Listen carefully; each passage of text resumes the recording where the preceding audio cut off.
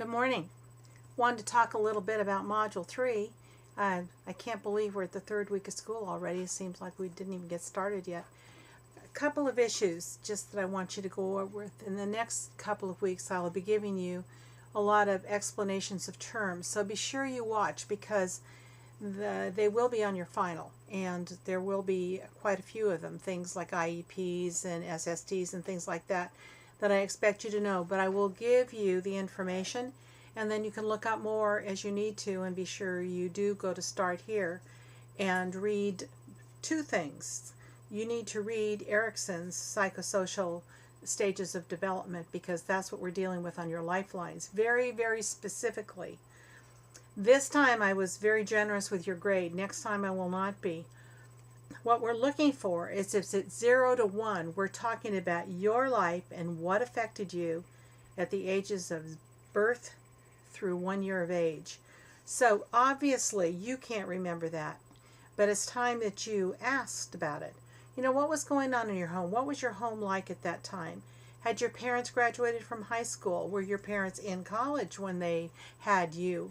Were your parents working? Was one parent working? Were you a foster child? Who was your primary caregiver? Who lived in the home with you? And did you have 5 siblings at the time and you were the youngest? Or were you the oldest child, so you were the only child that was receiving anything? Ethnicity-wise, was this a home that was maybe Indian, maybe Native American, or Indian from the country of India? Was it Chinese? Was it Indo-Chinese? Was it whatever? What was going on in your home? Who were the people who were the most important influences on what was happening in your life? Don't go on. Don't talk about what happened when you're age 6. What happened when you're age 21. Only 0 through 1.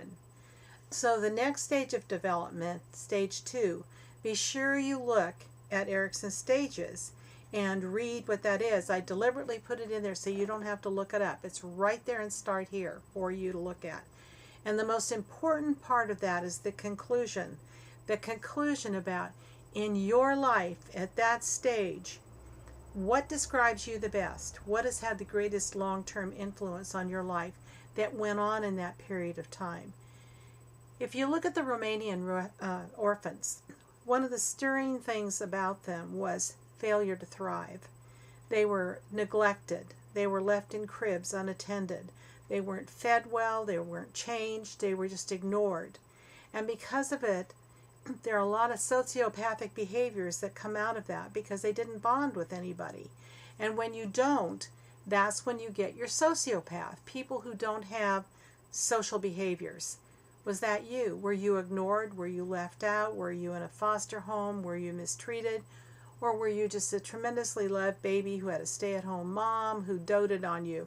Well, what's the difference? What is the reflection on you and how that final step, number 17, played out in your life? So next time I'll grade a lot harder on what I expected of you to do, because you, and that, yes, that is a cat behind me. Rose, say hello. She probably won't. She turned her back on you. But anyway, I want you to remember that. The other thing I'd like you to remember is the critical thinking questions. The life stages are 4 points each, so that's 40% of your grade in the class. Because well, actually, it's not. It's only 20 because there's only 5 of them. But that's not true with the critical thinking questions. It's about 50% of your grade. Critical thinking means, what have you learned? And you must use examples. How do I know that you watched the videos? How do I know that you've read the book? How do I know what you've done with that information? And what you put in those critical thinking questions tells me, because you're going to allude to what you read. How did you get the answer to the question? What have you researched? If I were going to do those questions, I would plan on about 1.5 pages double spaced in my brain. That doesn't have to be how it looks on paper, but pretty much that's how it works. A 5-paragraph plan essay, if you will. For instance, the last time you had the stages of development in nature and nurture. So you would look at the biological, the social, the psychological. Could have been a great 5-paragraph plan essay. And then you had a number of videos that you've watched so far, even if you didn't use the Deborah Roth one. Anyway, so be careful on those questions. I was generous this time too, but those are 5 points value each. And if you want those points, be sure you take some time to think it through. and use examples in what you write. If you have any questions, and I've really enjoyed your phone calls, please don't hesitate to talk to me, call me, and there is no such thing as a bad question. So far you've been really awesome, and reading your answers and things are very stimulating to me, and I hope you're starting to learn something about children and how they operate. And just remember, as you look at this, look at the terms that I'm going to give you, particularly next week in the video that I did already and embedded, because you are responsible for that information. Also, you have the idea in Start Here too. I attach that for you too, so you don't have to look it up.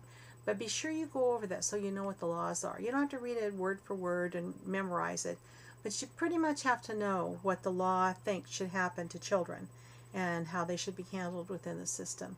And of course, as I've said before, the most important institution of working with mentally ill children is the schools. And if you don't know how they work, you're going to have trouble if children are who you want to work with. No matter what other agency you work with, you have to work with education.